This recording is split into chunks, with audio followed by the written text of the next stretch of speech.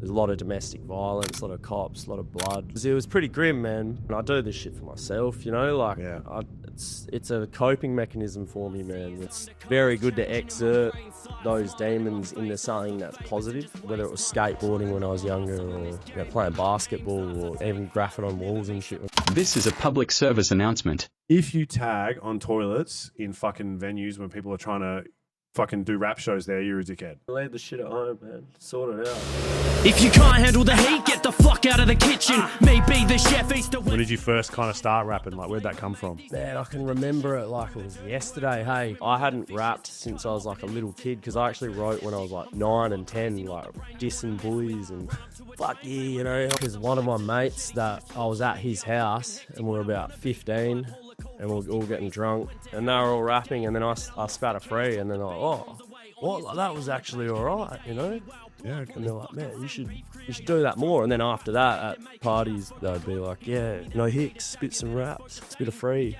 And I'd freestyle, and yeah, I guess it just happened. The amount of drunk frees amounted, and I started wanting to pen shit down and take it more serious, you know?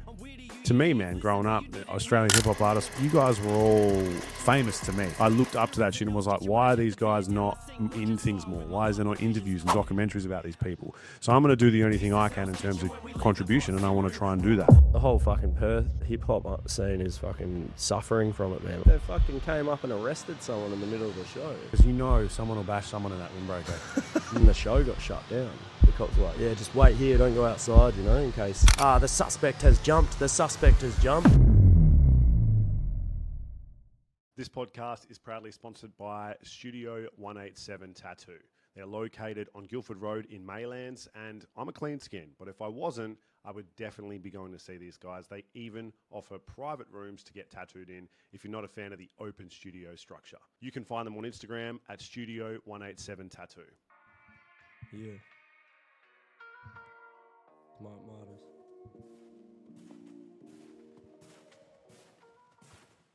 Right, left, it's right, left, right foot forward while I'm put to my test. They try step, I digress. Trauma in these eyes, you're messing with white death. Right, left, it's right, left, right foot forward while I'm put to my test. They try step, I digress. Trauma in these eyes, you're messing with white death. He plays the violin, horrified of the nights he lived on the killing fields, cold as ice within the middle of Finland.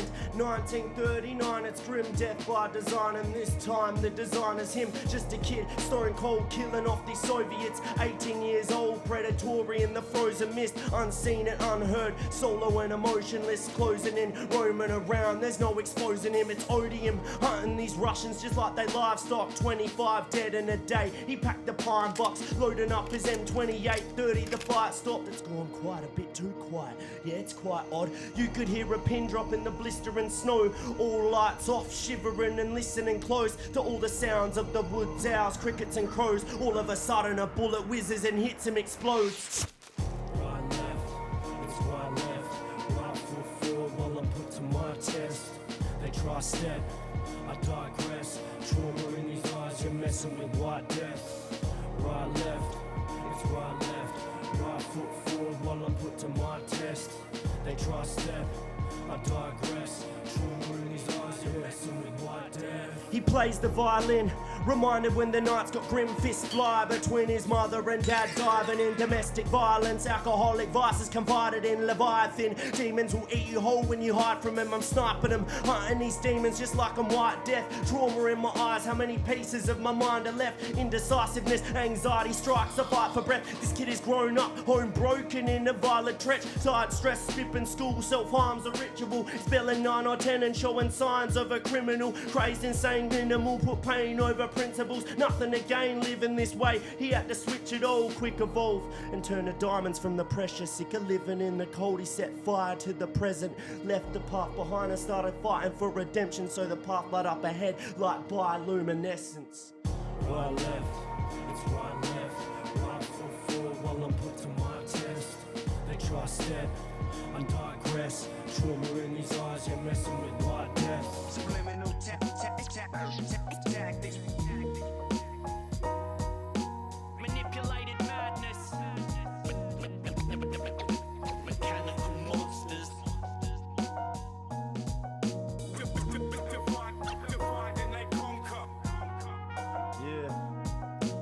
Secrets of this madness, live to taste the rabbit. Puppeteers pull strings, manipulate the atlas. It's crass how they make us backflip like gymnastics. Just some trained monkeys, dancing and romancing. All for the money, flashing cash for the fashion. The king sips the chalice and regulates the culture. 21st century tactics, they never hold up. The man sold his soul for a Rolex that is golden. To watch the time pass through a vision that they sold him. Mind controlled, make more money to be spent.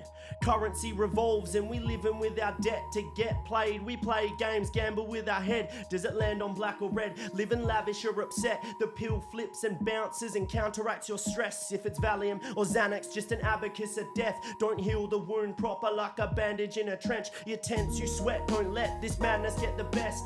This everyday pattern has you snapping at your ends like a handgun in roulette that is rushing. Adrenaline's pumping, panic, fear of death when the end is confronting. Then you're standing on the edge, always tempted of jumping. Always tempted of jumping, always tempted of jumping.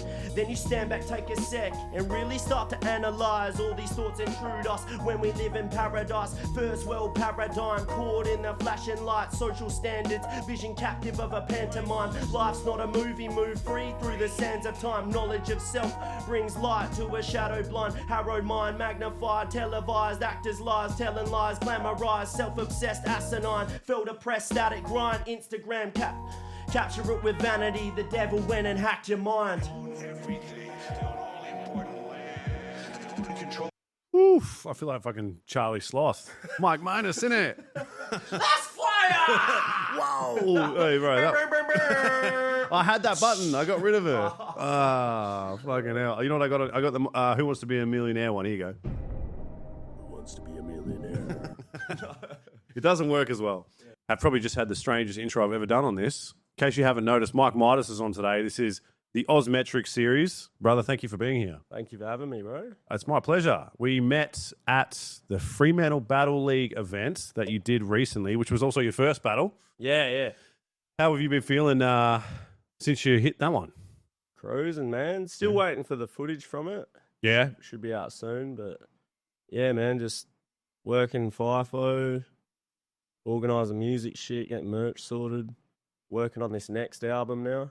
Yeah, okay. So I'm going old school with this one, man. I'm going like 20 tracks, I'm thinking, 20? Yeah, and then I have all these tracks from like ages ago, about like 2021, I think it goes back to, and then 2022 and 2023 that I was going to put on this album. And then I canned them because I was mixing and mastering myself and life fucking shit got in the way. And I just, I had about 10 tracks there. So I'm going to make like a side B essentially. And then if you buy the CD or the record, I'm still navigating all of it. I'm going to put the unreleased ones, like the raw, dirty tracks, because the computer crashed as well, the ones I was mixing. So a lot of them aren't finished, but they're not. So some of the older ones were recorded? Yeah, they're all recorded. There's like 10 of them, and they're all like, there's some trap tracks and like faster pace stuff, and not trap, like I'm not going full trap, and you know what I mean. Bit of double time and stuff? Yeah, double time stuff, and there's some boom bap stuff, and a lot of it's produced by my homie Mossy, who produced The Cornerstone. So I'm going to re-record some of those that I can re-record, because if we have the stems for the beats, obviously, because the whole computer just crashed on you? Yeah, so I couldn't get the stems for some of the beat. Yeah, I've heard of that actually happening to like one or two other people I know where they lost like full projects and stuff. Oh, man, yeah. Yeah, that's where you record in Mandurah, or Are you from Mandurah? Or No. I'm from up like around. I grew up in Bowga for a bit, and it was maybe it was because of Herdsman, like Glendalough area, like near Leaderville and that. Yeah, okay, that makes more sense. Because remember, but when I met you at the event, I think the guy you were with was talking about Mandurah. Maybe that's what. Oh, yeah. Is he from Mandurah? Yeah, they're from down that way around Mandurah. That's right. Yeah, okay, yeah. So you record at Shakers though? Yeah. It's just, man, it's worth the money, man. Like you go in there, you pay him, it's professional, gets it done. Bang, you zip locked, got the track when you leave. Really? Yeah, pretty much. It's all done. Like if you get it recorded in time, Well, you don't seem like the kind of guy who needs 1,000 takes either. Don't get me wrong, I've had my moments. Yeah, yeah. Just where you're frustrated with it. I'll shake it. I've had my moments where I'm like, I'll do like 4 and 4 and 4, and then I'll be like, do 4 and 4 and take like a couple takes for each one. And then I'll be like, fuck it, I'll do the whole verse in one take. And he's like, all right, if you want. Well, and then I get it in one take. I'm like, yeah, we're using that one. Sometimes the one take is better though, right? The energy is a little bit more sincere.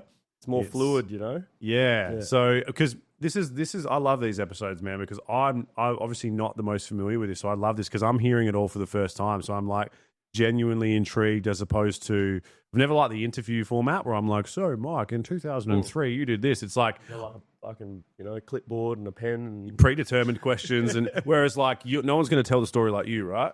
And I love that. So it's like, I didn't realize you'd been rapping for as long as you have either. So you were born in Perth? Yeah, and just grew up in Leederville? Yeah, grew up around there, man. I haven't really travelled either, man. Just been Perth bound, so keen to bloody get out and say Europe by the end of this year or early next year, that's the goal. Europe would be sick. Save and just land in England and travel across Europe. Because my mum's Finnish as well. So I could get a dual citizenship. Yeah, okay, that's sick. Yeah, do you have like a partner or anything, or are you like kind of free bird? Oh, kind of free bird. I don't know. It's complicated. It usually is. Yeah. But that's good because it's like you've got all the time in the world to chill out, right? So doing something like that is pretty hard to do. Yeah. When you've bought a house and you have too many things going on. Lockdown. Before I lock down, man, I want to get out and travel, because I need to see the world, and I want to go to Finland, man. Fuck yeah! I've heard it's bloody beautiful over there, man. Like, I just wouldn't want to be there when they go through how many? Is it like a month of darkness? Yeah, and then they go through like all sun as well. They don't get it all. Fuck that, bro. That would suck. I don't know which one I'd hate worse. Turban to be honest. and Firefall or something. You're like, fuck, I'm on night shift for a month. That'd be horrendous. I like Finland would be sick, man. It looks beautiful, so that's sick. And who knows, man? Like the music stuff might go pretty well this year and next, and you might just find yourself traveling for that, even if it's just within Australia. Yeah, man. So touch wood, it all goes well. Like, but I at the minute, man, I couldn't give a rat's ass if I blew up or didn't blow up or got known. I do this shit for myself, it's a coping mechanism for me, man. Like growing up, like wasn't the easiest, but it wasn't the hardest. I know people that have it a lot harder, but I was exposed to a lot of PTSD and shit as a young kid, so it's very good to exert those demons into something that's positive. Like I've always had, like, whether it was skateboarding when I was younger or, playing basketball or, you know what I mean, even graphing on walls and shit when I was a young, went through my bloody adolescent stage. It's always something to exert that negativity into something to make it positive instead of going and inflicting more trauma on other people, Yeah. Well, that's obviously got a lot of roots for you, right? Being like that someone went through something and then you grew up around us. That's obviously pretty intense sort of stuff. Or someone, PTSD or like any of that sort of thing is pretty hard to deal with if you're around someone who has it. Yeah. Obviously, so it's a pretty intense topic. Did you grow up in, and I feel free to tell me what you do and don't want to talk about. Did you grow up in like a full family, or were you just with like a single parent? Or? Oh, I just watched my parents just fight all the time, man. Yeah, like, it probably would have helped as a young kid if they were separated, But their toxic love that they had for each other kept them alive in a sense. But it was there's a lot of domestic violence, a lot of cops, a lot of blood, a lot of my brother as well, and it was pretty grim, man. But it's one of those things, you look back and you laugh about some of the stories. Yeah.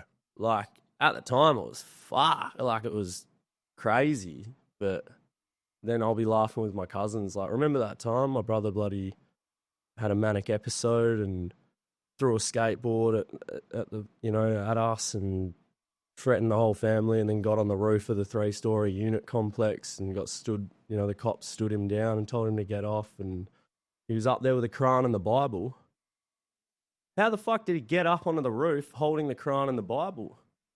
That's pretty impressive. They're not small books. Yeah, and there's no ladder or anything. It's like you got to climb onto like a fire reel and then climb off the fire reel onto the units inside the, it's like a hexagonal complex, and there's 2 stairwells. Wow. And he somehow spider monkeyed up there. You almost want to see the cops' reaction to like, hey, get down. Wait, how the fuck did you get up? And then he's okay. yeah. And he's fucking what happened was the cops like they held us in the unit and they're like, yeah, he's on the roof. We could hear him walking around. And there's like I think it was like 3 cop cars rocked up. And then how old were you? I was about 10. And how old was he? Is he younger? Oh no, it's 12 years different, so he would have been about 23. Okay. Yeah. But then the cops were like, yeah, just wait here, don't go outside, in case he jumps or something. And then we hear on the radio, it was like a movie. The suspect has jumped. And we're like, oh shit, They run out. He's tried to jump off the roof into a fucking tree, a palm tree, and like full Tarzan, And then the fucking tree's peeled and he's fallen from the tree and he's landed on grass, thank God. And he split his bloody head and broke some vertebrae in his spine. And I was speaking to him about it. He reckons it's the worst fucking hangover he's ever had, eh? Jesus fucking Christ. Does he still struggle with like the injury now? No. Really? The crazy prick was on a skateboard like 4 months later, skating around at the contest down at Manning Skate Park with a big neck brace on, looking like Darth Vader, like shaved head, big fucking slit in the top of his head. Dudes that skate crooked grinds and shit.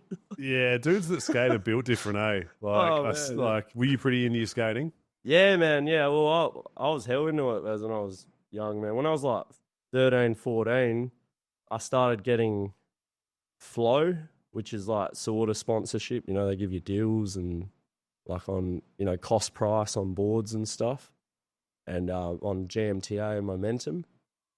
And then I broke my leg. First day of holidays, school holidays, I snapped my bloody shin in a comp. And then, you're in high school, year 9, I couldn't do anything. So I'm like getting to the partying and all the adolescence shit, and then didn't really properly get back into skating like after that. Like I dribs and drabs, like I filmed a little street part in 2014, but it definitely threw me off, Oh, yeah. It wouldn't have felt the same afterwards either. Oh, yeah, it's weird. I got a plate in there and that, you could come back from worse injuries, but I think it just exposed me, and then got into graffiti and partying and then freestyling at parties, and so I probably wouldn't rap if I didn't break my leg, eh? So, yeah, okay, there you go. But is that video still like the street video that you did? Is that still available? Yeah, man, it's lurking around on YouTube, eh? Fuck yeah. Is that the full like where they're like following you and like it's got that angle to it? Yeah, my homie filmed few of my music videos as well. The Cornerstone mashup vid, he filmed the Alex Yates. He filmed the whole video. Yeah. What's it called? I'll have to get it and link it through the comments or something, But yeah, that's that. I'm sure people will be keen to see. It's funny you say that. I went through like a midlife crisis recently, and had to get like an element board. Oh man, yeah. I love Mike Vallely all the way. Yeah, man. I love the fuck, man. You're like one of the only people I've ever heard like say his name, eh? I feel like people don't even know who that guy is. Mike Valley, yeah, bro. He was fucking insane, bro. He was such a good skater. And I'm into some real weird dudes. I came across a guy.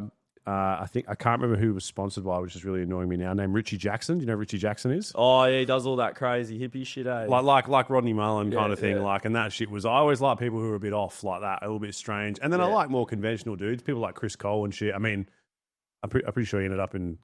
Yeah, Rio. Or I think he might have. I think he might have been a bit of a bad dude in the end. I read some comments the other day that weren't great about him, so I was like, oh, okay. Shit. But hey, back in the day, man, I played him on Tony Hawk's. Oh yeah. Rodney Mullen. Yeah. And, I feel like they always fucked Rodney Mullen over, eh? Like his character always looks too nice, eh? He's such a nice guy. He's his mindset wise is a. If you haven't seen it, Tony Hawk did a documentary a little while ago called "Until the Wheels Fall Off."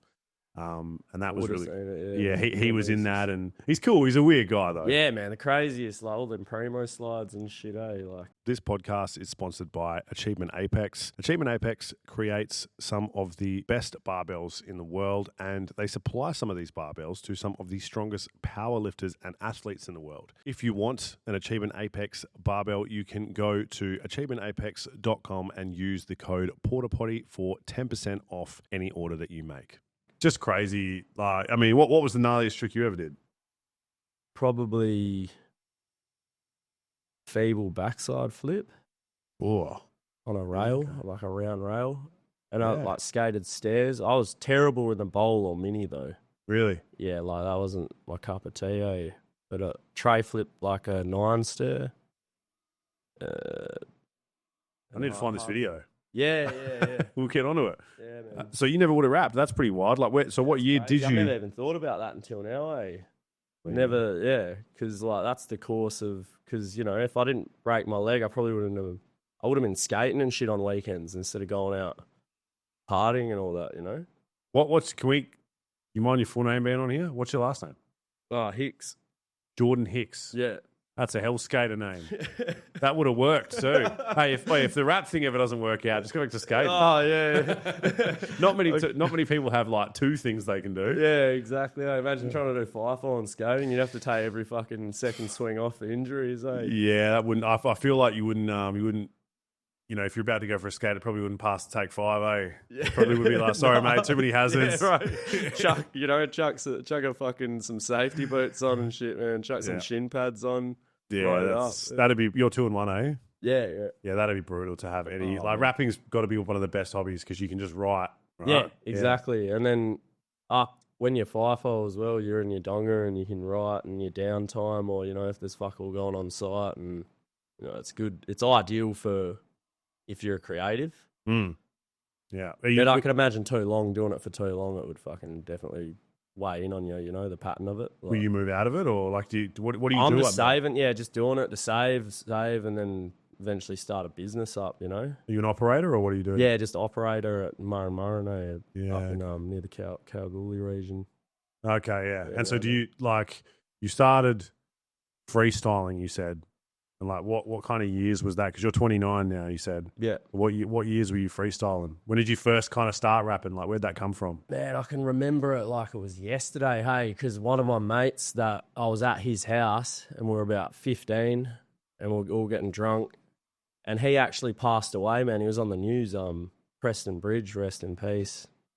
He okay. fell off that balcony down at Scarborough in 2013. Well, that's not you're not talking about the hotel. The hotel, not Rendezvous, the one behind it, and he fell off. Because that's like a place where it's happened a bit, eh? Like a few people. Yeah, like, off the Rendezvous. It's happened a bit, yeah. Yeah. Well, I'm sorry to hear that, man. Nah, it's all right, man. He was a good mate. He's, you know, form class and that. Like, you have your form class at school. Oh, yeah. Yeah, he was in my form class and shit all through school. Like, well, good mates. But yeah, man, like, another weird course of fucking action. If I wasn't at his and spatter free, then I probably would have never fucking started. Who knows? It's always little like divergence, you know, the throw me on the route, because they were all fucking around spitting frees, and then I hadn't rapped since I was like a little kid, because I actually wrote when I was like 9 and 10, like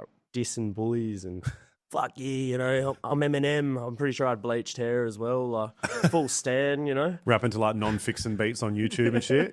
Yeah, nice. Oh yeah, before YouTube, I don't even know YouTube? what I was using for beats. I was probably rapping over lyrics or something. Just rapping over songs, eh? Yeah, sick. Yeah, recording into like a little tape recorder, you know. Oh man, that's awesome. I love that man. shit. Yeah, but So how old would you have been when you first spat that freestyle? about 15, and they were all rapping, and then I spat a free, and then they're like, oh, what? Like, that was actually all right, you know.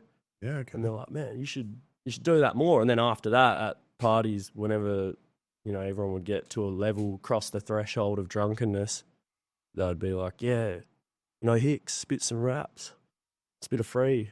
And I'd freestyle, and then, yeah, I guess it just happened. The amount of drunk frees amounted, and I started wanting to pen shit down and take it more serious, you know. Well, I'd say I noticed your delivery was like the thing I noticed. Like especially when you went against Pell. Like Pell was a talented guy, but your delivery was like very jarring in that battle for me because it was like you were like your projection's great, which is like not always the whole package because some guys can be like. Do you remember? You ever remember a guy named Devastator from like he used to battle in like Real Talk? Massive Kiwi guy. And again, like if I saw a video, I'd probably be like, "Oh yeah." Yeah, he's like a massive Kiwi bloke. Used to wear like a beanie, had a big beard, and he used to just like scream at people. Oh, yeah. And like I'll see, like I'm not saying he's not talented. Just screaming gibberish. No, like I'm not saying he's not talented. He was good. Fuck, I hope I never run into him and he hears this because he's massive. Yeah, he belly flop you, bro. Yeah, he'll fuck me right up. But the point is, like, he was really, really loud. But personally, like, I would say, like, lyricism or flow wasn't like a strong point. So you kind of have to always have that balancing act in check. Yeah, you need substance, you need delivery. Yeah, you know, because there's no point in being loud if, like, yeah, everyone can hear you, but it's shit. You know what I mean? Like, but that I think the contrast really helped you in that battle as well because it was really you can immediately tell that you'd probably more so that you've just. I think it could be that you make music, so you're used to having to have more of a presence. I think when some people do a lot of battles, then maybe they don't make as much music. They get used to the relaxed just a the cappella substance and sort of relax. Yeah. I think. Do you think you battle again? I want to, man, because I feel like I didn't fulfill that battle. Like I choked and freestyled a bit in the last round, and because what happened was I used my last round in my second round because I forgot the last fucking 8 bars or something of my second round. So I stitched myself up instantly. As soon as I was doing it, I was halfway through and I was like, yeah, I fucked up. You like knew you were going to run out too? Yeah. Because like I couldn't start my third round because I'd used the beginning of it halfway through the second. But if you choke and freestyle in your third round, I mean, like, I think that's pretty standard battle approach, eh? Like, from the battles I've seen, bro, like, you kind of have to do that at least once. Yeah. So you got yours out of the way. Got it out of the way, yeah. Who would you want to battle? I mean, it's so hard now. The leagues, I don't know, maybe I'll get in trouble for saying this again, but it's not alive like it used to be. Yeah. There used to be a lot more people battling. I know they're doing good stuff in Adelaide, but maybe the coverage is, maybe I just don't get it in my algorithm. I don't see as much of it. Yeah, it's definitely died down a bit, eh? Like, I don't know, mate. It was going off at one stage, eh? Like, it'd be good if it got to that point. I feel like you remind me of, do you know who Chase is?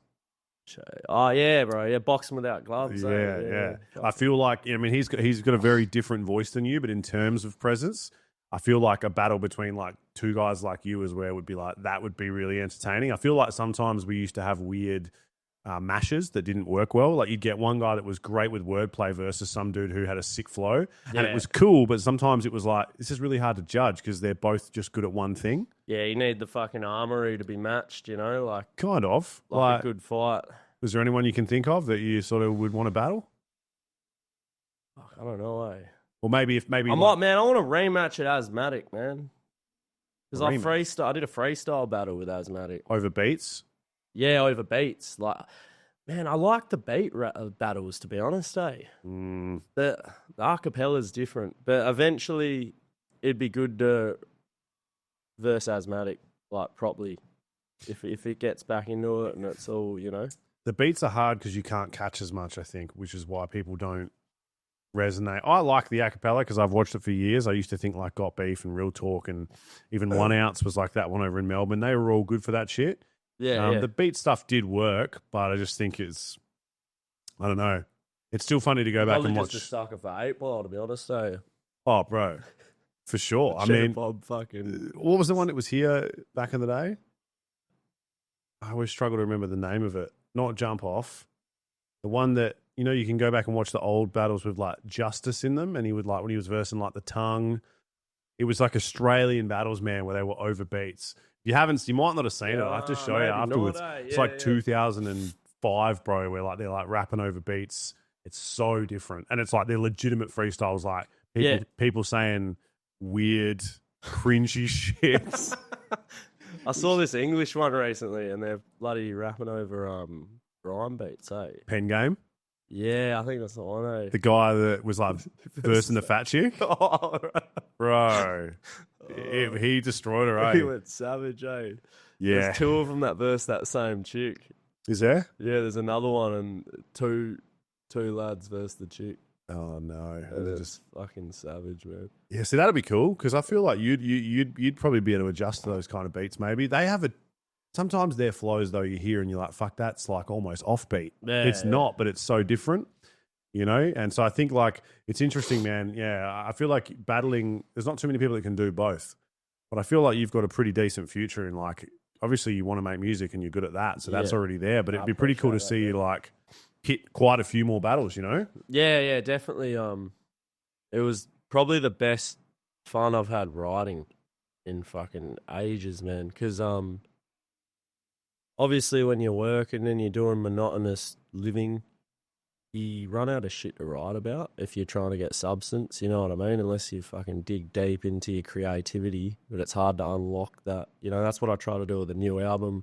It's come up with concepts and, you know, obviously Manipulated Madness is about the system and how it's run by, you know, money, the puppeteers, you know. So you're pretty big into that. Yeah, then I did White Death with the trauma and the PTSD. And then Blake Streets is just like a story I made up, just of like, not personal experience, but stories I've heard, you know? And it's hard tapping into that creative flair sometimes. But with the battle, like, I was dissing, you know? Easier for sure, yeah. Yeah, it's something to write about, so... Yeah, and the a cappella I feel like gives you less boundaries. Like you don't have to worry too much. You still stuff still needs to land a little bit, but you can stretch bars out. You can do things differently. Why Dimensions? Like why is the album called Dimensions? It's like different dimensions. Like every track has a different dimension to it, a different story. You know, it's like you're traveling through dimensions. So, and this is low key. Like I'm a huge advocate for mushrooms. Psilocybin, and I believe that they can heal trauma and rewire people's cognitive response, and just the way. Obviously, too much. You don't just go on. You know, you're gonna send yourself to a mental hospital or something. But I wrote the Dimensions track while on mushrooms and came up with. Then I wrote the track just free willingly, and then I came up with the concept for the album off that track. So I feel like it unlocked something there. And just after that, it rewired my whole life because I was doing a 9 to 5 and I was drinking after work, drinking it. It's not like eating shit food, not looking after my health. And then, I went and felt like something was missing. And I ate a bunch of mushies with a good homie and we took his dog for a walk through the bush and legit rewired my shit, man. There was a huge memorial at the end of the track we were walking down. We were in the middle of like Pickering Brook and we walked down this trail, bombed all these mushies, done a U-turn, come back, the sun's just gone down and there's a huge memorial, I assume, of people that had lost their lives in the, because I was that out of it, man. I'm not certain what the memorial was, but it's in the middle of the bush. People go out there and, you know, take their lives, you know. There's a huge memorial at the end of the bush track. And me and my mate just like stopped and had a moment of silence and like a prayer almost for all the people that had been lost. And then the whole ride home after that, it was sort of a bad trip in a way, but I was wigging out about it, you know, life's short, you know. What am I doing?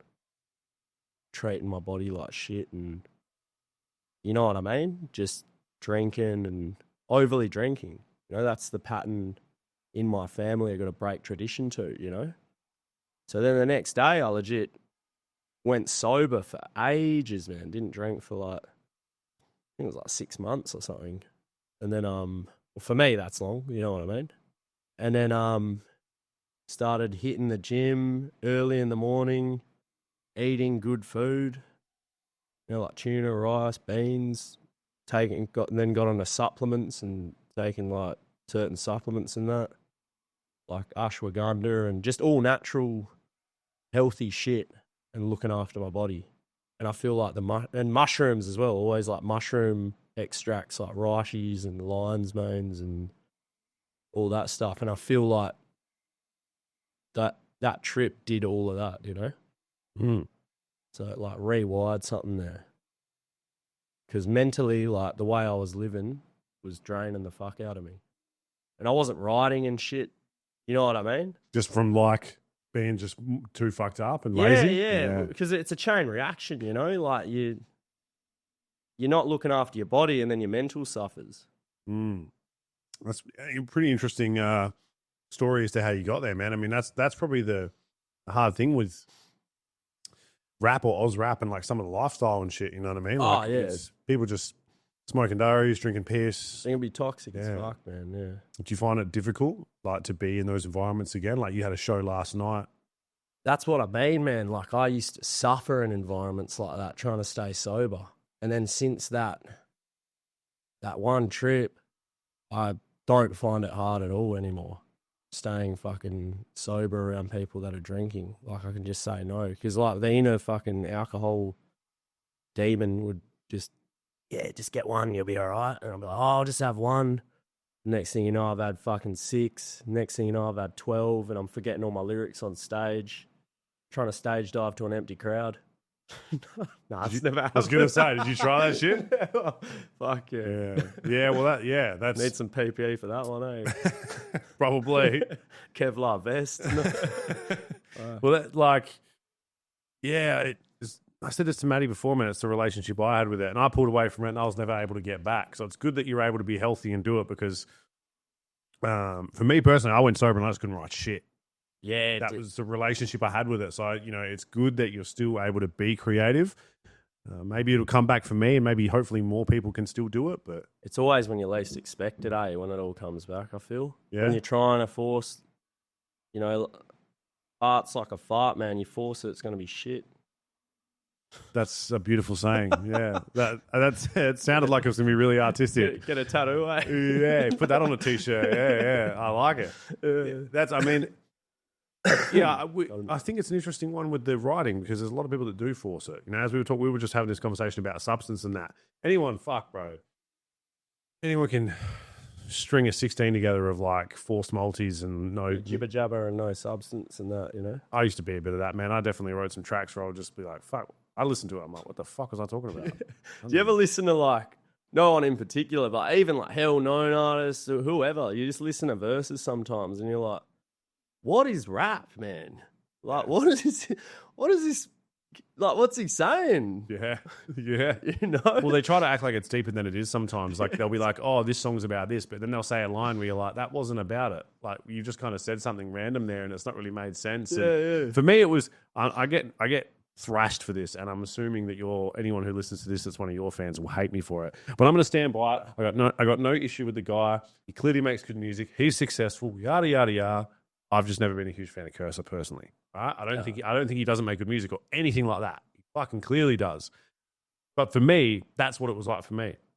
I would have someone be like, bro, I love this Cursor song. Oh yeah. I had a missus who was really into him. She put the song on. What do you reckon? I'm like, really hit for me, eh? Like, I don't know. I feel weird saying that. It's subjective, man. Yeah. Well, it all is. Yeah. But Cursor was the one thing where I was like, I feel like I'm meant to like this, but for whatever reason, I just can't get around it. And he's hacked the Matrix.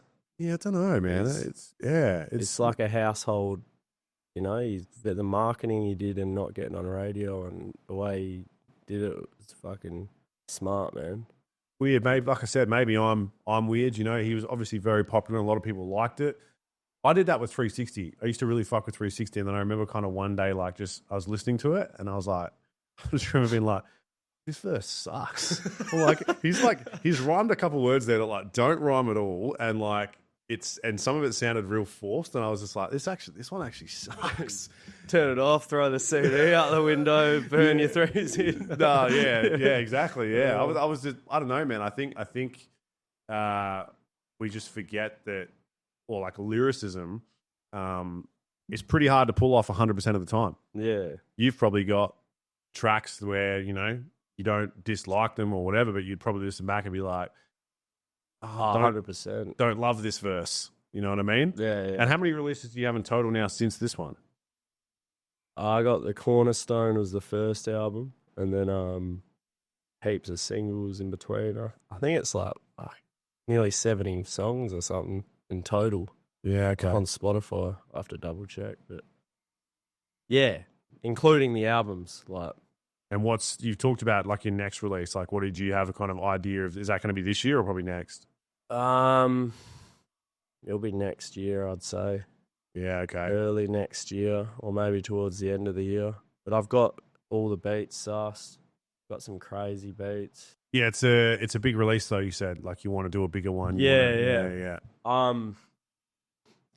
Yeah, man, it's gonna be a big project. I wanna get some crazy videos with my homie West End Streets, Dion Cochrane. He's fucking crazy behind the camera, and he's just got a new cameraman, like cinema quality. So we've just worked on one video, still in the editing stages, for a track that my homie Mossy produced. He produced the whole Cornerstone, so I've got a whole bunch of Mossy beats on there. There's a few Shaker beats and Insidious beats as well from over East that I've bought. And just trying to piece it together, come up with more concept. But yeah, there's a few tracks on there so far that are done. And I'm like, yeah, that's on the album, you know? Yeah, sick. Any big collabs that you want to like get on there? Anyone that you really want to work with? Probably some you can't say, maybe. Yeah, I can't say at the minute, but I'm definitely having a look around, you know? Yeah. I feel like you've been getting decent, like, you know, quite a lot of attention. So I feel like there must be some at least older heads that would be keen to work. Yeah, 100%, man. That would be good getting some fucking people even that I idolized when I was coming up in the scene, you know, like to have them on a track, man, you know, obviously bucket list shit. Yeah, that'd be. This podcast is sponsored by Ped Test Australia. If you plan on using or are currently using performance-enhancing drugs, it is very important that you make sure you are doing so, having them been tested before you use them or while you are using them, to make sure that you take care of your health. And you can also recommend that the people around you do so as well. Go to Ped Test Australia on Instagram to find out more about the details on how you can test your current performance-enhancing drugs that you are using, or you can find out more about testing other compounds or things that you are putting in your body if you would like to make sure that you take care of your health. This might be a good time to do what I did with Maddie before. I was going to change the keys out and do different bars. So sorry for anyone who's listening to this and now going, he's using the same ones as before. But Maddie got all of them wrong. So I want to see if we quiz can... trivia. Here we go. Hungover trivia. No, and this is the thing. No diss to Maddie. He is hungover. So is Mic Midas. But they are, you know, Maddie got one wrong, and it was actually him. so he was like, fuck, I don't even remember that verse. And I was like, yeah, but that's the thing. I like that I can, because to me, if I choose a song, especially that's like an easy one, then it's like, you know, like if I chose a line from Jimmy Ricard or something, it's probably like people are going to know that. So I tried to choose a couple that aren't too popular. You need your headphones on for this one. We've got a couple of sounds that I worked into here. Sweet. I'll be more creative in the future, I promise. But this one here, all right, let's get it. Here we go. So this is, you've got to, if you get it right, I didn't even use these because I think Maddie was like that. Don't try and do that while I'm thinking. Here we go. So this is, if you get it right, look at that. Right? If you get it wrong, the price is right. Yeah. Don't worry. I got some thinking music for you. So there's a button on here for when you're thinking. So the first one, there's 4 different lines here. 3 different lines here. They're from 3 artists. They're all from Perth. So this one is, I've dug down underground for my pleasure. Might be pressure, sorry. Fumes getting you higher than a fat kid's blood pressure. It's not pressure, it is pleasure. Oh my God. It's like a bead of sweat. I love this button. Do I have a rebate? I've dug down underground for my pleasure. Fumes getting you higher than a fat kid's blood pressure. Is that pressure of a sea? Oh, no, it's draft. Fucking hell.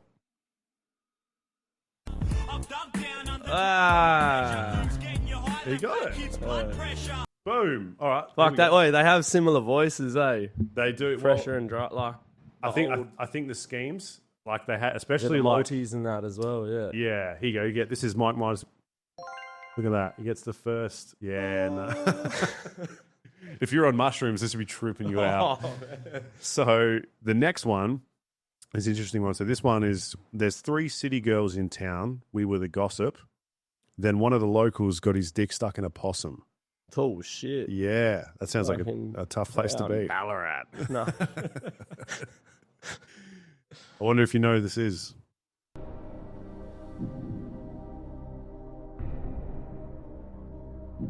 He's deep in thought.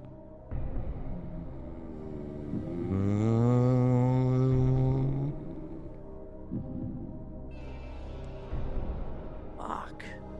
Would you like a clue? Yeah. Do you have clues? 50, well, I don't know. I guess this is my first time doing it. 50-50, phone a friend. All right. This line, I can't be super specific, but I will. I've already told you that they're from Perth. So if I say this one, it's they're from Perth. Yeah, this is a Perth MC. But if I say something specific about them, I reckon you'll get it straight away. This is a member of SPX. Is it Matty B? No. I was fucking off it. There's 3 city girls in town. We were the gossips. I'm not one of the locals who got his dick stuck in a box. There we go. Oh, I didn't use the boom. Damn it. All right. We got one more. Let's see if we can get 3. This is a tricky one, though, because the song... I'll give you a clue for this one. The clue... Hold on. The clue for this one is that the person on this song... they're on a song with another person that's not from Perth. So this is a collaboration. This is a feature verse. East to west. I think they might say that in the song. Here we go. It's funny when I started this rap biz, the closest thing that came to pussy was cat shit. Fuck. Wait, once again, like, what are they saying? Dude, what do you mean? How do you not understand the deeper meaning? Deeper meaning. It's about... Picking up cat shit and like rubbing it in his head. It's about vaginal expectation. There's all different kinds. You need to read into it. No, but think about how someone would say it. It's funny when I started this rap biz, the closest thing that came to pussy was cat shit. So it's a collaboration from Perth to... Yeah, but the person that says it's from Perth. Come on, Midas. Daz? Oi. Yeah? I'm not saying it's right, but it's not wrong. Oh! Look at that shit. All right. The price is right. You just won yourself a brand new Mazda. Yeah! I am so fucking happy that was successful because when we did it with Maddie, I was like, maybe this is not good. But at the same time, I definitely reckon, as you said, the vote, like the structure is a big thing. And you're a pretty structure-based guy too. So you're kind of like, I always used to pick up on that with people. Someone would, so like a snippet that I was going to put in there was by, do you know who LSD is? Yeah. So he's got a 6 scheme, but he's the kind of guy where I reckon if you read one of his, there's no way you wouldn't be able to like guess it because he's just got one of those schemes. Like, yeah, and the multis are like always like perfect. So yeah. But look at that, you won. I got no other sounds. Oh, there's only 3. There's only 3. Yeah. Oh, look at I that. thought I was in for a bloody 20 question trivia. No, I don't want to do that to you. You can take the headphones off. I think it'll get bigger in the future, but I mentioned it to someone. That's a good idea. And I don't know. Originally I was like, I've got to theme it though, because if you did that with anyone, it'd become too hard. I reckon. Like if there was like, so if someone did one to me, and let's say they had like, they'd lose a certain amount, and then the whole vibe would change. They'd be like, yeah, they got any beers in that fridge? Yeah, I need to have beers in these fridge. The only reason I don't have beers in the fridge because I thought about having them. I was like, it's probably not responsible for me when I know you've got to drive an hour home to be like, you want a beer, bro? Yeah. It's like a bloody responsibility thing as well. I don't know, man. I just wouldn't be able to sleep at night. You know, I just wouldn't feel right about it. But I would like to do it more so because to me, I was like, it'd be cool to do Perth MCs because it's cool for people to see that you listen to a lot of Perth rap, right? Oh, bro, yeah. For you to be able to guess that. Especially that's like an OG draft song, right? It's off Power Rider. Yeah. You know what I mean? That's a sick album, man. I used to bump that heaps. Actually, I need to bump it again. I might bump some of it on the way home because I haven't heard that in a while, man. Bump it all day long. Get bumping. just- Yeah. Probably a few bumps last night, eh? Nah, sadly not. No. Yeah. Well, we're going to take this a quick moment. I don't know how much I can say this, but this could be completely unrelated to Mic Midas. If you tag on toilets in fucking venues when people are trying to fucking do rap shows there, you're a dickhead because you're probably toy anyway if you're tagging in a fucking toilet because no one's going to see it. So I don't know what the point of that is. Not that there's anything really wrong with tagging in the toilet, but I'm just trying to find ways to be angry at you. Streets like a real cunt. Yeah, do a scratchy on a bus stop. You know what I mean? Say hello to someone. Do a tag on the back of a Transperth officer's jacket, bro. While he's standing there. I'm not going to... That kind of almost sounds like it's promoting violence. So maybe I'm not going to say that you should do that. I don't incite violence or stupid behaviours organised by State Government Canberra. Yeah, there you go. That's good. I just want to hear you say like organised by Mic Midas and friends or something. You don't have that. Organised by Mic Midas and Ozmetrix. Yeah. See, boom. Even remember the name, Ozmetrix. It'll catch on, man. Here's the thing. I came up with it and I was like, this is cool. And then I was always like, it also though possibly kind of sounds like a bit of a weird sex thing. Like dominatrix. Yeah, I was like, oh, the X. It's the X that's throwing it off. Oh, the KS, Raz. Yeah, I did think KS, but then I was like, Ozmetrix. oh man, it's like when someone would be like, oh hey man, I make Oz rap, and you'd be like, oh yeah, and they'd be like, yeah, my name is Inpax, and you're like, oh I know there's fucking 2 Ks and a Z in that. You know what I mean? Yeah, like Inpax. It's never spelt right. It's always going to be spelt so fucking wrong, but. Graph is obviously a thing that you got into for a bit, and you signed my CD before, which is cool. We'll get that up as well. It's behind you there. Actually, get that CD, and then you can put it. Or be careful. I didn't even see you prop all this up. Yeah, I got the little Mic Midas in the background. The little elaborate look at that. Check out the hand styles. Show the camera there, Midas. Look at that. This one here. Look at that. Boom. So if you see that anywhere, you can incriminate. I was not going for accommodations, man. Oh, there you go. It's like, I just can't really like. It's not the same now, eh? Nah, man. It makes me paranoid. Like, there's fucking with work and shit, and there's cameras and they're everywhere now. Like, I can't bust my hand styles on everywhere on merch. You know, I have to start covering my face if I want. You know what I mean? It's like there's too many levels already, man. I don't know if I'm ready for the whole extra level of. It's like hats off to people that can do that shit, man. Like, yeah, Transguard officer will be like, I know those hand styles. Yeah, I know them when I see them. But it's a funny thing, man. Gig, man. Like, did I tell you what happened in the gig? They fucking came up and arrested someone in the middle of the show. Like while you were on stage? Yeah, because a fight or some shit broke down because it's Aberdeen, you know, like a few ruckuses walking around, and then someone threw a pint glass or dropped a pint glass off the fucking balcony, and then they were going through the footage and they found out who it was. So they came up and grabbed him out of the smokers area and then the show got shut down. That's fucked. It's fucking annoying, man, because I was looking forward to the cypher at the end. I was I legit just bought my fucking first beer of the night and I was ready to chill out and maybe get on stage for the cypher. Oh, so they didn't close it down till right to the end? Yeah, luckily, yeah. It was but it still would have been good. There was people on the stage having a cypher. There was like 10 people on stage all rapping, passing the mics around and that over beats. And then, fucking the cops came up and then they all shut it down because of what happened. Aberdeen's pretty, like, it's been around for a while for hip-hop gigs too, eh? I remember I used to make music back in the day with a guy named Birdbrain. You know who that is? Oh, is he from Perth? Or he's from Melbourne. Oh, he's from Tassie. Was it Tassie as well? Yeah. They made a sick 7-track like EP back in the day called Never Got Paid.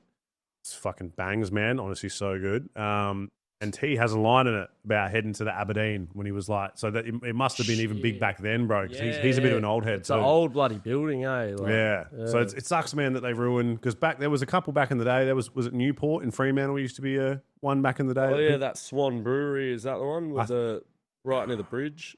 No, yeah, it might have been. Yeah, I just remember it was called the Newport, but that literally got shut down for the same thing. People were just tagging everywhere, and man, dickheads be dickheads, man. Like, go do your shit elsewhere. Like, I can't talk, man, because I used to bloody do my adolescent shit, get drunk off my head, you know, be on bloody benzos and stuff and do shit not that I wouldn't remember and act a fool at gigs like when I was younger and so I can't really talk, you know. But I've never done fucking anything violent, you know what I mean? Just being like an idiot, you know, inciting violence in other people. Yeah. So, like, you think they want the gigs to happen, right? Yeah, exactly. Like, I understand people have issues and shit, you know, but it's like, if you're going to have them issues, don't come because you're going to fucking ruin it. Like, the whole fucking Perth hip-hop scene is fucking suffering from it, man. Like, we're trying to get venues and stuff for especially up-and-coming artists. Like, as soon as they see the name, you know, and then they'll they'll talk to other venues and stuff, and it's word of mouth, you know. It's just getting a bad rap. Well, Matty's mentioned this next one, so I know we can mention it on here because this won't be out straight away anyway. But this Joondalup one should be pretty good, eh? I mean, I haven't. Really, I've been to a gig in Joondalup, so Sovereign Arms, 26th of April. Who else is? It's you. I know you're there, Matty, and then there's who else is on the lineup? I'm trying to think.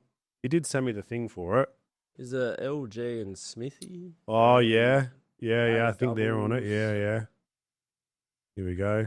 He did send it to me like just the other day. Yeah, LG Smithy. Oh yeah, A doubles. He's from Andrew. I think. Yeah, up and coming, man. He kills it. Bipolar. I don't know that name a little bit. Yeah, it's two lads. Is it two lads? Yeah. I know that name a little bit. Yeah, that'll be a pretty cool one, man. I feel like that'll be killer, man. And if you're gonna act a fool or bring mates that you know are prone to act a fool, man, leave the shit at home, man. Sort it out. Eat some mushies. Yeah, dude.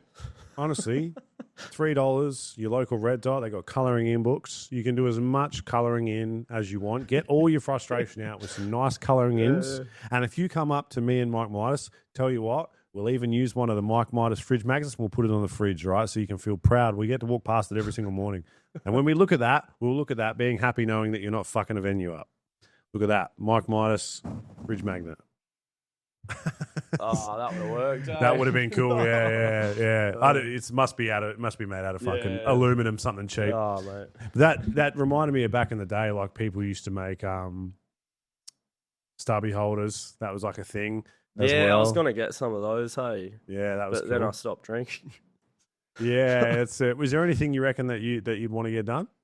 Is there any other like merch you've thought about in the future that would be cool? I want to get hats, man, bucket hats. But summer's over. I'm gonna get jumpers made next. Yeah, for winter.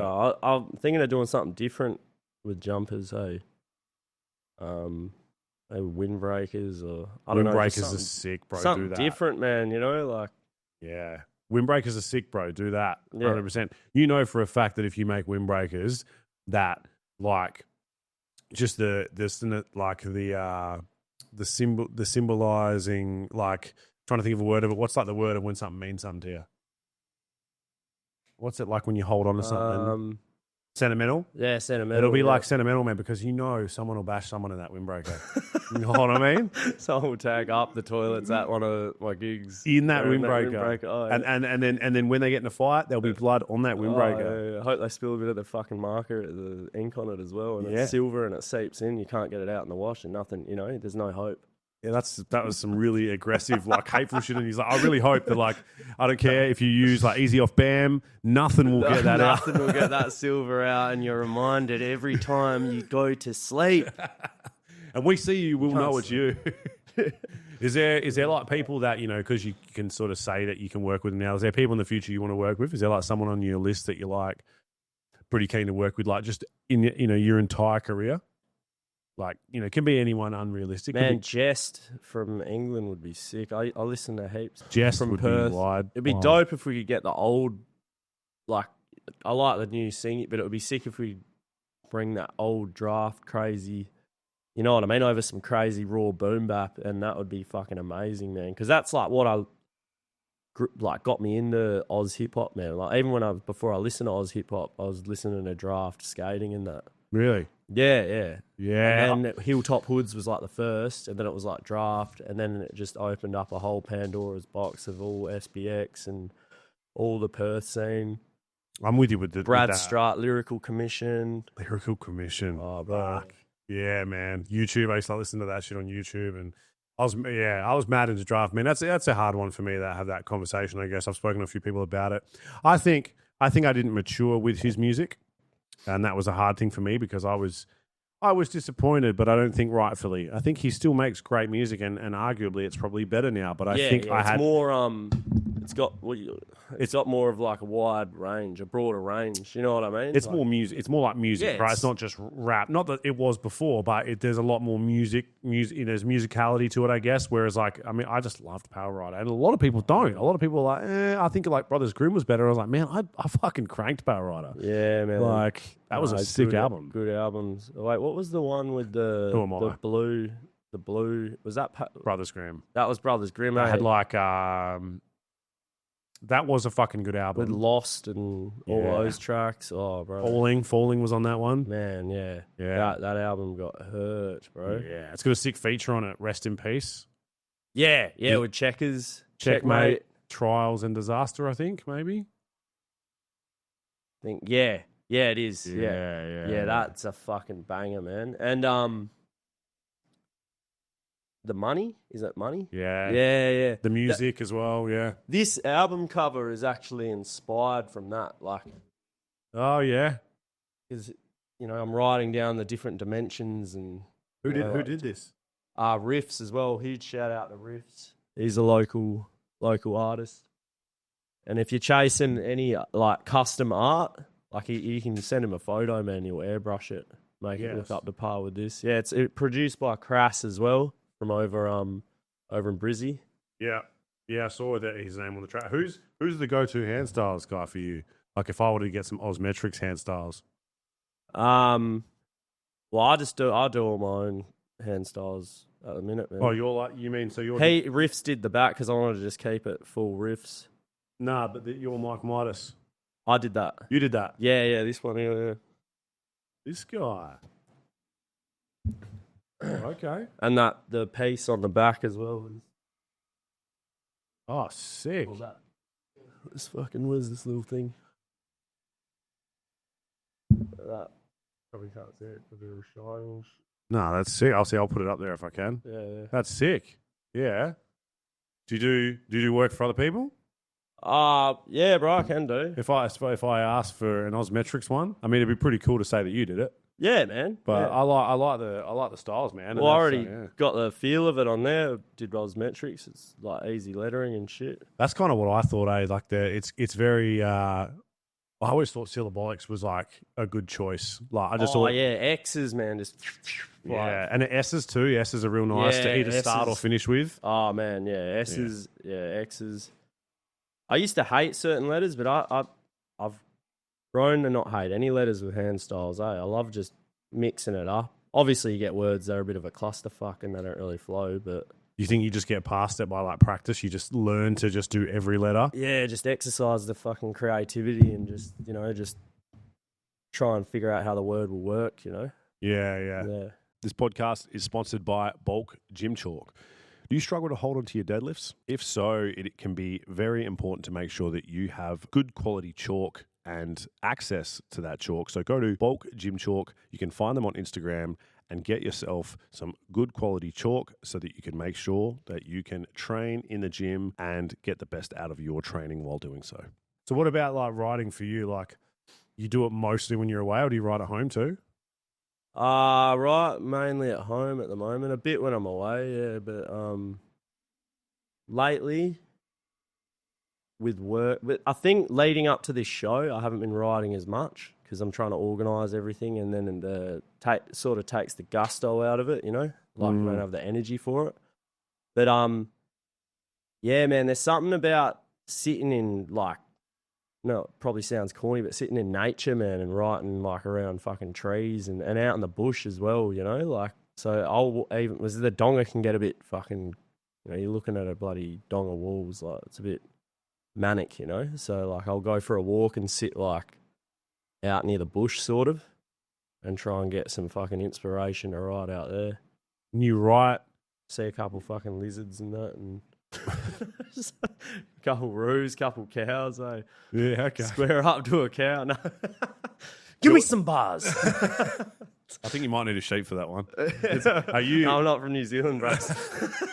do you still like? Do you always write to beats too? I know some people don't, or they'll write to just BPM and then they'll change beats and stuff. Or are you very conventional? Like you just write to the beat you make that you're gonna make the track to? Sometimes I'll write to a beat I like, and then I'll switch it, and it works better to another beat that just pops up. So like I've found that's a good technique. And then I'll constantly, man, even when I'm working anywhere, like this is why iPhones are fucking handy. I'll just write down chicken scratches, you know. I was going to ask that. I was like, are you new school? Because there's not too many people that are old school now, like with paper. I don't know. Fuck paper. Yeah. It's I do write on paper as well. I don't know, man. I'm fucking all over the place. My creative mind. Like I've a pen my mate gifted me, and it was like his granddad's pen. It's a crazy fucking handmade pen, and I was like, oh, cheers, mate. Like, you know, shout out Burt Whistle for the pen, and yeah. But I'll write on paper, like bigger picture. That whole track was written with the pen, and then I rewrote it onto my notes. That's cool. Yeah, it's like an energy in the pen. You know what I mean? Like I feel you do absorb it better. I used to find when I wrote on pieces of paper, I always remembered the lyrics better. Oh, 100%. Hey, yeah. Just the whole motion of writing, you fucking remember it, you know, if you write it down. Yeah, 100%. It's kind of annoying, but it obviously does work better. But it's, I think with this release, like one thing I want to say about it is I found it to like really well rounded, and I found like I listened to it on the walk, and I just found myself going like, I don't know, it reminded me of, we were talking before about like Flu Season or like, you know, Checkmate, like we talked about that kind of style. Yeah, and I felt like where a lot of those guys would just do really solid releases where like from front to back there was just appreciate it, bro. Yeah, you know, like so, and so I'm really keen to see like a 20 track, I guess. Yeah, I want it more fucking rounded, you know. Like I'm probably gonna have, who knows which way it could go, but like it could be, you know, a big number of properly done stuff like this with Shaker, you know, and then the rough side of it, and then if you purchase the physical, you get the unmixed and the old stuff that was meant to go on this album. The album's going to be called Midas Well. Fuck yeah, that's a sick name. Yeah. Yeah. It's funny because I came up with a name when I wasn't well. Oh, really? You know? That's good. I like that. That's a good backstory. It's a fucking full bipolar switch to that one. How are you going to spell it? Like literally Midas and then just well? Midas Well. Like Midas Well and then Midas Well. All one word. Yeah. And so that's sick. Yeah, I was meant to drop that. It's always when you make plans and deadlines, it never fucking follows through. Like I had in my mind at the time, I was going through heaps of shit, man. I worked in a powder coating factory. I was getting up and didn't have my license and was fucking PTing to work, public transport, like 4 a.m, and then just doing robotic, repetitive sanding of steel and chemicals everywhere. And I was smoking like a pack of durries a day. And you still smoke now? No. I quit the vapes too, With the mushy, the mushy experience made me quit the vapes like instantly as well. Really? Yeah, man. Just said no. Didn't drink for ages. No vapes. You're on the like disposable ones. Yeah. Fuck, man. Toxic shit. Not. Yeah, I don't know. It's funny, man. I know cunts who were like getting weird about the jab and then like pumping those vapes, and I was like, that seems a little bit weird, bro, to be so strong about that. But yeah, it's you don't know what's in the jab though. You don't know what's in the vapes. Yeah. That's a myth, You don't actually know. They have the fucking list. But apparently there's small traces of mercury and nickel and shit in them. Like. I'd be surprised, bro. Yeah, it's still something like people are like, yeah, when I vape them heaps, I get like a mad tight chest, and I'm like, well, yeah, you should probably just breathe air, bro. Like people are complaining about sore lungs and shit up at the mines. And really? Like, it's from the fucking chemicals in the air and shit. And I'm like, it's probably because you're huffing down like a vape every 3 days, you know? It's probably from your fucking blueberry jam muffin fucking vape, you dickhead. It's funny, man. It's like we do all those things as humans, but we kind of like, we're aware of it. I think subconsciously people are aware of it and they just kind of ignore it. Same as drinking piss. Like, it's not going to kill you to drink a beer.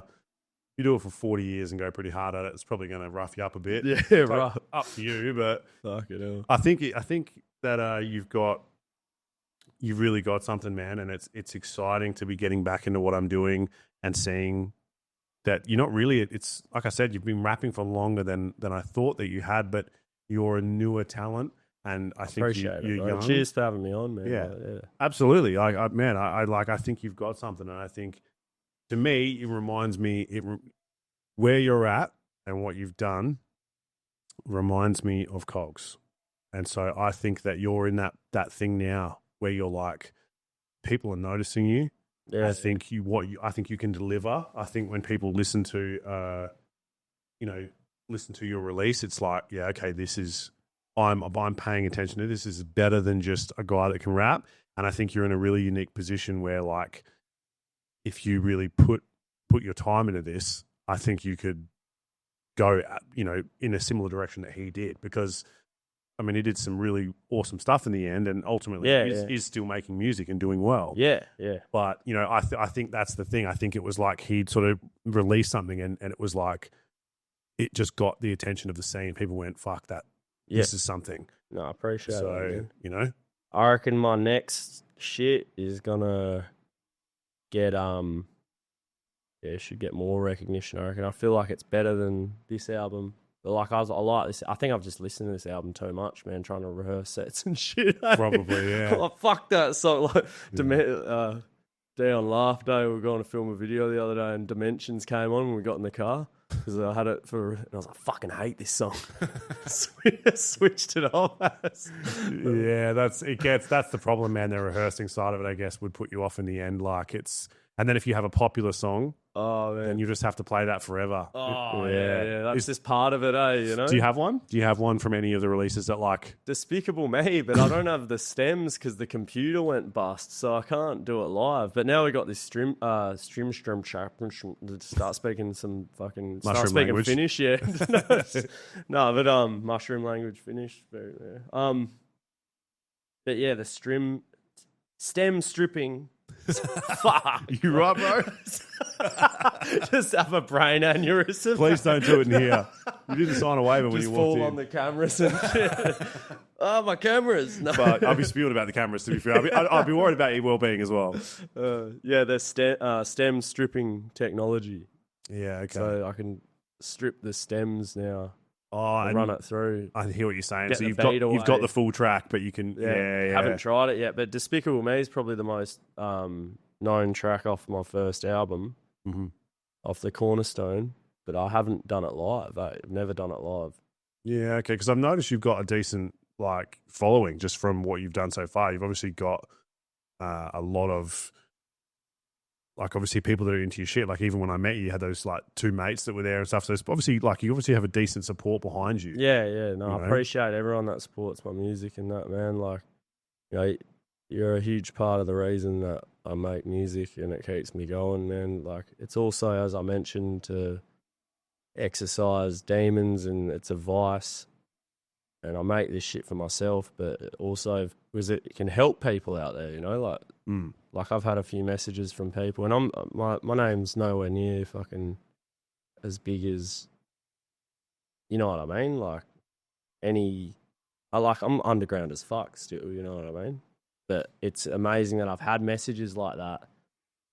And this was before I sort of spoke my story about being through domestic violence on White Death, but I haven't really spoken my story and made emotional tracks. That's what I'm doing on this new album. And for people to relate to my music and say it's helped them through a dark time when I haven't even poured my heart into it properly, I feel, is amazing, man. Because then what's going to happen when I actually pour my emotions, and past traumas and shit properly into a song with structure, Do you think there's something where you would want to try and work with maybe some kind of association or something in the future that supports domestic violence? You know what I mean? Is there some kind of... Yeah, that would be amazing, man. And homelessness and drug abuse and troubled youth. I really want to get into youth work, man, because I feel like I can relate. I would have been... my cousins had been through the DCP and stuff, and I would have been... If it wasn't for my brother, shout out Sky, and shout out my mum and dad, man. They did the best they fucking could, and they always loved me, and they're always together, but they had their problems, man, And if my brother wasn't there, to look after me, I would have been in the DCP and in the whole system, you know. So it'd be good to work with youth that are troubled and go through the DCP, like, you know, what Op's doing. Huge shout out to Op with you know, I'm fluent and that, you know, with the op shops and the prison, you know, the juveniles and that, like that sort of stuff, man. Like, to change lives, bro, because like it can feel like there's no hope when you're young and shit's just that chaotic, you know. Like, it'd be good to put music there and art and just watch the progress, you know. Yeah, I mean, if you think that maybe you're in a position where like someone was going through that, like what do you think was someone could hear from you? Like, what is something that you could have heard at that age when you were going through it that would have been helpful to you? Like something that you know now, you know, it's gonna be all right, you know. Just keep your head up. What would you give? What advice would you give to them in terms of to do though? Like, is there anything that you would say that, you know, any advice that you could offer in terms of a way to handle the situation to you know, something that you, like I said, have kind of come to the conclusion of now? Get a hobby that you can focus your energy into. Do something positive to exert the negative into, because you're just going to carry on trauma if you go around exerting your trauma on other people, you know? Like, that's the reality of it. You know, it's just going to make the world a worse place, and you're just going to inflict that in a chain reaction, you know, and spread negativity like a plague. But if you have something positive that you can exert it into, you know, like drawing, colouring in, doing push-ups, do bloody cartwheels, anything, you know?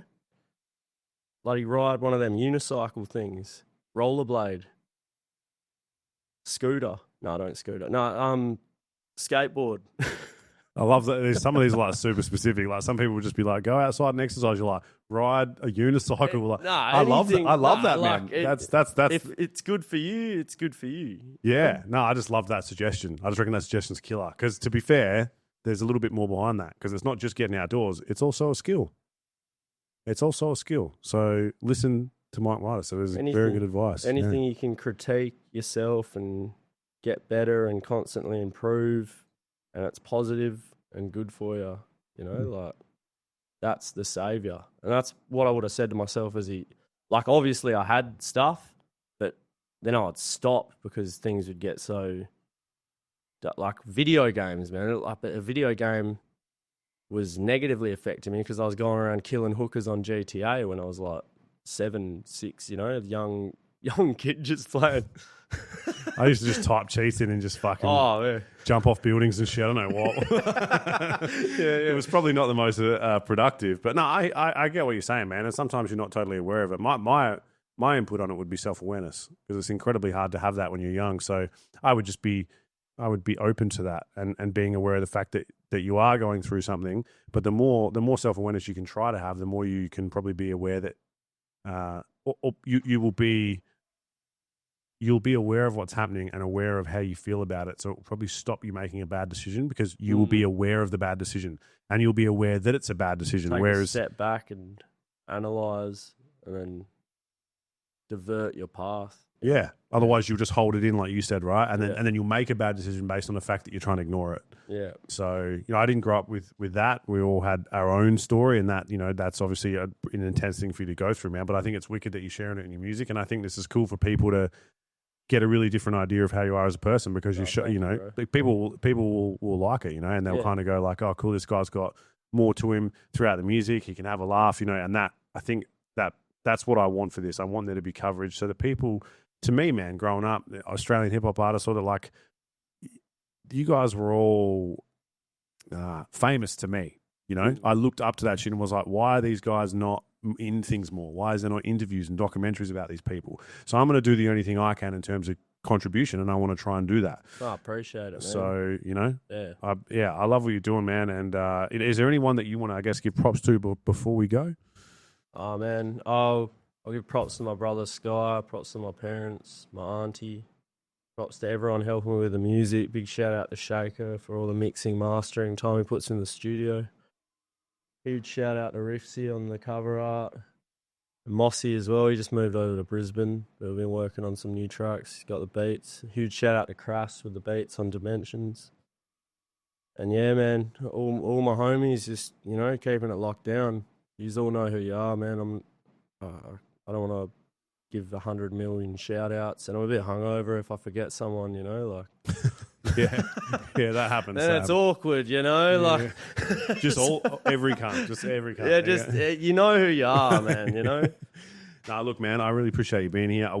Shout out to the veterans in the scene as well, man. Like the ones putting on for the up and comers. You know what I mean? Yeah. Well, wouldn't be here without them. Exactly, like, you know, we learnt from them, and then them to give recognition is good and not gatekeep. You know what I mean? Mm. And that's what we need more in Perth hip hop, is more of the spread of that fucking love and that good energy in the scene, because otherwise it's going to fucking die out. And as you were saying, you feel like it is sort of these days. Could be in a better place for sure. Yeah. And I think we can all contribute to make it better. We have to try and do that, you know. To me, I would like to think that in 5 years' time, not every single hip hop gig is at 9 o'clock at night in the corner of a pub. To be honest, bro. It'd be good, man. Like, go and imagine a King's Park setup or something. You know what I mean? Festivals, like even There's no reason why we can't do that. It's just that we don't let ourselves do that, you know. And people stand in the way when they're tagging fucking toilets. Grow up, man. We're gonna call it there. We will be back very soon.